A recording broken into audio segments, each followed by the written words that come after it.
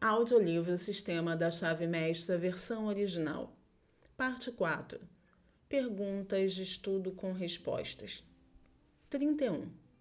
O que é o pensamento? O pensamento é energia espiritual. 32.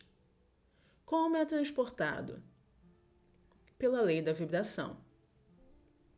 33. Como é dada a vitalidade? Pela lei do amor. 34. Como isso toma forma? Pela lei do crescimento. 35. Qual é o segredo do poder criativo? É uma atividade espiritual. 36. Como podemos desenvolver a fé, a coragem e o entusiasmo que resultarão em realizações? Por um reconhecimento da nossa natureza espiritual. 37. Qual é o segredo do poder? Serviço. 38. Por que isto é assim? Porque recebemos o que damos. 39. O que é silêncio? Uma quietude física. 40. Qual é o seu valor? É o primeiro passo para autocontrole, o autodomínio. Introdução, parte 5. Em anexo, você encontrará a parte 5. Depois de estudar essa parte cuidadosamente, você verá que toda força, objeto ou fato concebível é o resultado da mente em ação. A mente em ação é pensamento e o pensamento é criativo. Os homens estão pensando agora como nunca pensaram antes. Portanto, essa é uma era criativa. E o mundo está concedendo seus prêmios mais valiosos aos pensadores. A matéria é imponente, passiva, inerte. A mente é força, energia, poder. As formas e os controles da mente são importantes. Cada forma que a matéria assume é apenas a expressão de algum pensamento pré-existente. Mas o pensamento não produz transformações mágicas. Obedece às leis naturais, põe em movimento forças naturais, libera energias naturais. Ele se manifesta em sua conduta e ações, e essas, por sua vez, reagem sobre seus amigos e conhecidos, e eventualmente sobre todo o ambiente. Você pode originar pensamentos e, como os pensamentos são criativos, pode criar para si mesmo as coisas que deseja. Parte 5. 1. Pelo menos 90% da nossa vida mental é subconsciente, de modo que aqueles que deixam de fazer uso do poder mental vivem dentro dos limites muito estreitos. 2. O subconsciente pode e resolverá qualquer problema para nós se soubermos como direcioná-lo. Os processos subconscientes estão sempre em ação. A única questão é: devemos ser simplesmente recipientes passivos dessa atividade ou devemos dirigir conscientemente o trabalho? Devemos ter uma visão do destino a ser alcançado, dos perigos a serem evitados, ou devemos simplesmente ficar à deriva? 3. Descobrimos que a mente permeia todas as partes do corpo físico e é sempre capaz de ser dirigida ou impressa pela autoridade vinda do objetivo ou da parte mais dominante da mente. 4. A mente, que permeia o corpo, é em grande parte o resultado da hereditariedade, que por sua vez é simplesmente o resultado de todos os ambientes de todas as gerações passadas nas forças vitais responsivas e em constante movimento. A compreensão desse fato nos habilitará a usar nossa autoridade quando descobrirmos algum traço indesejável de caráter se manifestando. 5. Podemos usar conscientemente todas as características desejáveis com as quais nos foram fornecidos e podemos reprimir e recusar permitir que as indesejáveis se manifestem. 6. Novamente, essa mente que permeia nosso corpo físico não é apenas o resultado de tendências hereditárias, mas é o resultado do ambiente doméstico, empresarial e social, onde incontáveis milhares de impressões, ideias, preconceitos e pensamentos semelhantes foram recebidos. 7. Muito disso foi recebido de terceiros, resultados de opiniões, sugestões ou declarações. Muito disso é o resultado de nosso próprio pensamento, mas quase tudo foi aceito com pouco ou nenhum exame ou consideração. 8. A ideia parecia plausível, o consciente a recebeu, passou para o subconsciente, onde foi retomada pelo sistema simpático e repassada para ser construída em nosso corpo físico. A palavra se torna física, se torna vitalidade. 9. Essa então é a maneira como estamos consistentemente criando e recriando a nós mesmos. Somos hoje o resultado de nosso pensamento passado e seremos o que pensamos hoje. A lei da atração está trazendo para nós não as coisas que gostaríamos, ou as coisas que desejamos, ou as coisas que outra pessoa tem, mas nos traz as nossas coisas, as coisas que criamos por meio de nossos processos de pensamento, seja consciente ou inconscientemente. Infelizmente, muitos de nós estamos criando essas coisas inconscientemente. 10. Se qualquer um de nós estivesse construindo uma casa para si, quão cuidadosos seríamos com respeito aos planos? Deveríamos estudar cada detalhe, assim como deveríamos revisar o material e selecionar apenas o melhor de tudo. E ainda sabemos que somos descuidados quando se trata de construir nossa casa mental. Mas precisamos ter o entendimento de que ela é infinitamente mais importante do que qualquer casa física, pois tudo que pode entrar em nossas vidas depende do caráter do material que entra na construção de nossa casa mental. 11. Qual é o caráter desse material? Vimos que é o resultado das impressões que acumulamos no passado e armazenamos em nossa mentalidade subconsciente. Se essas impressões foram de medo, preocupação, de receio, de ansiedade, se elas foram desanimadas, negativas, duvidosas, então a textura do material que estamos tecendo hoje será do mesmo material negativo. Em vez de ter qualquer valor positivo e nobre, estará bolorento e podre, e nos trará apenas mais trabalho, cuidado e ansiedade. Estaremos para sempre ocupados tentando consertá-lo e fazê-lo parecer pelo menos ruim. 12.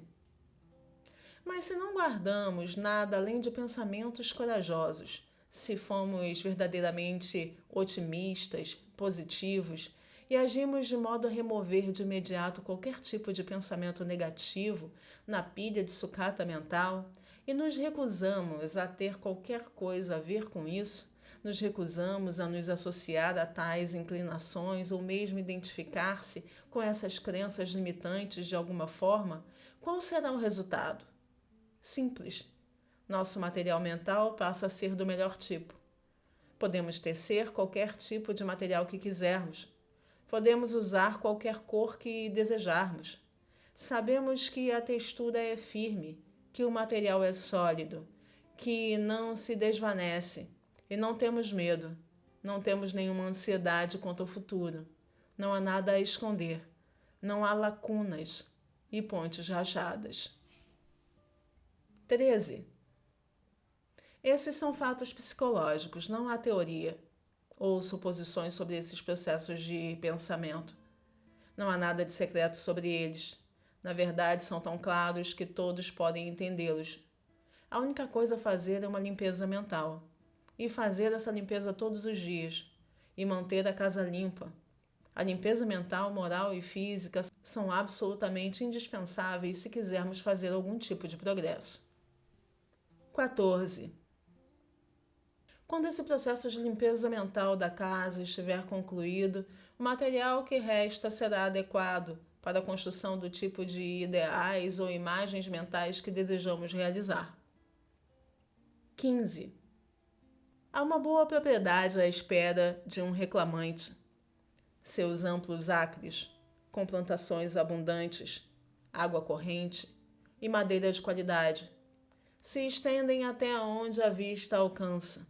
Há uma mansão, espaçosa e alegre, com pinturas raras, uma biblioteca bem abastecida, ricas tapeçarias e todo conforto e luxo. Tudo o que o herdeiro precisa fazer é reivindicar sua herança, tomar posse e usar a propriedade. Ele deve usá-la. Ele não deve deixá-la deteriorar, pois o uso é a condição que a mantém. Negligenciá-la é perder a posse. 16. No domínio da mente e do espírito, no domínio do poder prático, tal propriedade está em sua posse. Você é o herdeiro. Você pode reivindicar sua herança e usar essa rica extensão de bens. O poder sobre as circunstâncias é um de seus frutos. Saúde, harmonia e prosperidade são ativos em seu balanço. Ela oferece equilíbrio e paz. Custa apenas o trabalho de estudar e colher seus grandes recursos. Não exige nenhum sacrifício, exceto a perda de limitações, servidões e fraquezas. Ela o reveste de honra e coloca um cetro em sua mão. 17. Para obter essa propriedade, 3 processos são necessários. Você deve desejá-la sinceramente. Você deve fazer valer sua reivindicação. Você deve tomar posse. 18. Você precisa assumir que essas não são condições difíceis ou exigências complicadas. 19. Você já está familiarizado com o assunto da hereditariedade. Darwin, Huxley, Haeckel e outros cientistas físicos acumularam evidências de que a hereditariedade é uma lei que acompanha a criação progressiva. É a hereditariedade progressiva que dá ao homem sua atitude ereta, seu poder de movimento, os órgãos de digestão, a circulação sanguínea, a força nervosa, a força muscular, a estrutura óssea e uma série de outras faculdades do lado físico. Existem fatos ainda mais impressionantes a respeito da hereditariedade da força mental. Tudo isso constitui o que pode ser chamado de sua hereditariedade humana. 20. Mas há uma hereditariedade que os cientistas físicos não alcançaram. Encontra-se abaixo e antecedente a todas as suas expectativas. Em um ponto em que eles levantam as mãos em desespero, dizendo que não podem explicar o que vem. Essa hereditariedade divina é encontrada em pleno domínio. 21. É a força benigna que decreta a criação primordial. Emana do divino, direto para cada ser criado. Origina a vida, algo que o cientista físico não pode fazer, nem poderá fazer. Destaca-se entre todas as forças supremas inacessíveis. Nenhuma hereditariedade humana pode se aproximar disso. Nenhuma hereditariedade humana se compara a isso. 22. Essa vida infinita flui através de você, está em você, consiste em você. Suas portas são apenas as faculdades que compreendem sua consciência. Manter essas portas abertas é o segredo do poder. Não vale a pena fazer um esforço? 23. O grande fato é que a fonte de toda a vida e todo o poder vem de dentro. Pessoas, circunstâncias e eventos podem sugerir necessidades e oportunidades, mas o discernimento, a força e o poder para atender a essas necessidades serão encontradas dentro de nós. 24. Evite falsificações.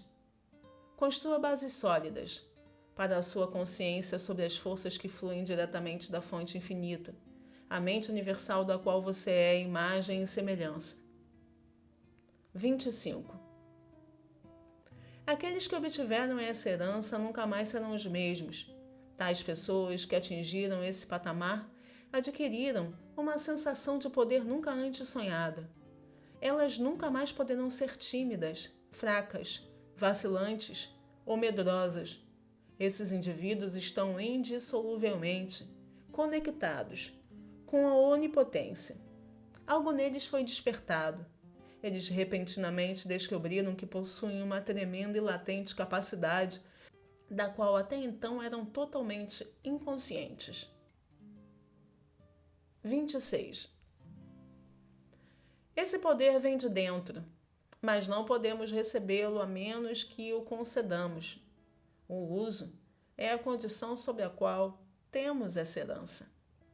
Cada um de nós é apenas o canal através do qual o poder onipotente está sendo manifestado. A menos que demos vazão e utilidade, o canal será obstruído e podemos não receber mais. Isso é verdade em todos os planos de existência, em todos os campos de atuação e em todas as esferas da vida familiar, estudantil, profissional ou religiosa. Quanto mais damos, mais recebemos. O atleta que deseja se fortalecer deve aproveitar a força que possui. E quanto mais der de si, mais receberá em performance e força.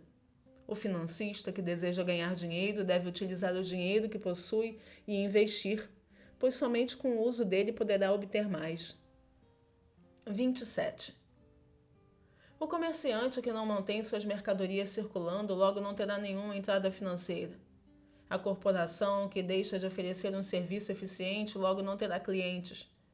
O advogado que não obtiver resultados logo perderá clientes. E isso vale por toda parte. O poder depende de um uso adequado da força já em nossa posse. O que é verdade em cada campo de empreendimento, cada experiência na vida, é verdade no que diz respeito ao poder do qual todos os outros poderes conhecidos entre os humanos são gerados. O poder espiritual. Tire o espírito das coisas e o que resta? Nada. 28. Se então o espírito é tudo que existe, do reconhecimento desse fato deve depender a capacidade de demonstrar todo o poder, seja físico, mental ou espiritual. 29. Toda a posse é o resultado da atitude mental acumulativa ou consciência do dinheiro. Essa é a varinha mágica que o capacitará a receber a ideia e formulará planos para você executar.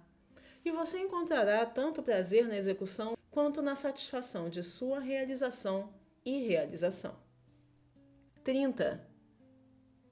Agora vá para o seu quarto, sente-se no mesmo lugar, na mesma posição de antes e selecione mentalmente um lugar que traga para você associações agradáveis. Faça uma imagem mental completa disso. Veja os edifícios, a paisagem, os jardins, as árvores, amigos, as associações que quiser, mas veja tudo completo. No início você se pegará pensando em tudo sob o sol, exceto no ideal no qual deseja se concentrar. Mas não se deixe desencorajar. A persistência vencerá. E a persistência requer que você pratique esses exercícios todos os dias, sem falhar. Encerro por aqui o conteúdo de hoje e aguardo você aqui no audiolivro O Sistema da Chave Mestra e espero que esse conteúdo venha fortalecer você assim como ele também fortalece a minha vida. Até o próximo capítulo.